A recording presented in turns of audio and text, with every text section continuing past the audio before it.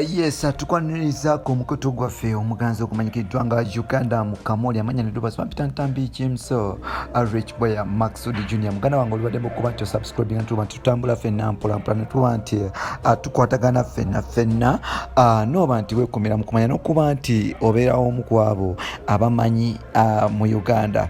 Olunaku lwaleero tukuleetedde Spice Diana nno yavuddeyo n'agamba nti ayagala omusajja yenna amufunyisa olubuto era mu butongole yasabye manager Roger okuba nti amukola olubuto. Nawo nga Julian yakazaala waliwo incidents nyingi nnyo n'okuba nti abantu bangi bavayo batandika okubanja ba celebrities abaana mpolampola. So nolwekyo Spice Diana recently ku live yavuddeyo okuba nti ayimba, yavuddeyo n'agamba nti ebbanga libadde ddene okuba nti akola era she has been working so hard, buli kimu kyayagala akirina, alina ssente, alina emmotoka atambudde amawanga.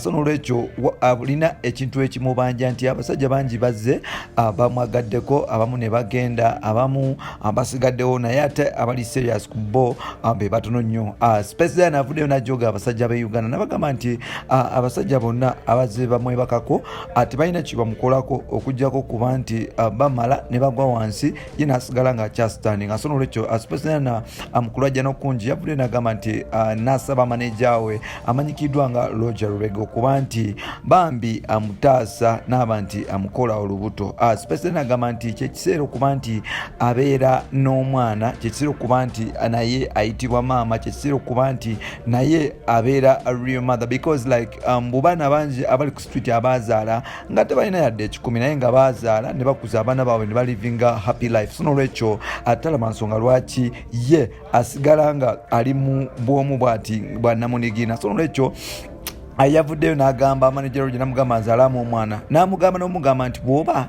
tosobola kuba nti onzaalamu omwana, nsobola okuba nti nfunayo omuzira kisa ali yebbali okuba nti anzaalamu omwana. Now the question is, Spice Diana bw'omuzaalamu omwana abeera wani? For example, gwe ali eyo afunye smart wire amuzaddemu omwana abeera wa smart wire oba abeera wa Spice Diana? Because like tulaba nti Spice Diana she owns everything at home, like bolaba ye mama wa mama we, ye mama wa baganda be n'abasigaddeyo, like she takes care of her family. Mukazi wa maanyi era bw'oba omuzaddemu omwana bambi she can care about that kid because like caringa ku family ye. Spice Diana abeerawo nnyo family ye taata, ye mama, ye basigaddeyo. So nolwekyo because of her hard working gundi asobola okuba nti amaintaining omwana we. So nolwekyo yavudde n'agamba nti asaba muveeyo mumuzaalemu omwana. No, baselebrity bangi abatalina baana abo tunulira Ashiba Kalungi ku myaka 35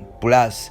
Ashiba Kalungi talina yadde mbeekero naye ng'ate y'omu ku baselebrity abalina ebintu ebyamaanyi abasinga batandika n'okuba nti bamuteeberezaamu okuba nti mbu lesbian, ate nga ne Spice Diana abamu baali batandise okugamba nti lesbian, naye ate ye Spice Diana tumanyi nti mugabi kubanga yagabirako obisomanizo, agabirako bapalaso, agabiddeko baselebrity bangi, Roger yagabirako presenter omu amanyikiddwamu nakyo bangi mugabi, naye ate tasobodde kuba nti bagabira bamukolamu omuntu. Shiba nno kizibu okutegeera gwayagala, however much bagamba nti ayagala for president, naye ate ekyo tekimala because tulaba nti talina obujulizi bw'omukazi ali ayagala abasajja bubeera bumu lwe lubuto. Abo baselebrity ababiri tebalina yadde akaana, tebalagangako nti baali bawaseeko. So bino n'ebirala byoba olinda mu episodes zaffe zirako. Nsikadde ntambi Jimso,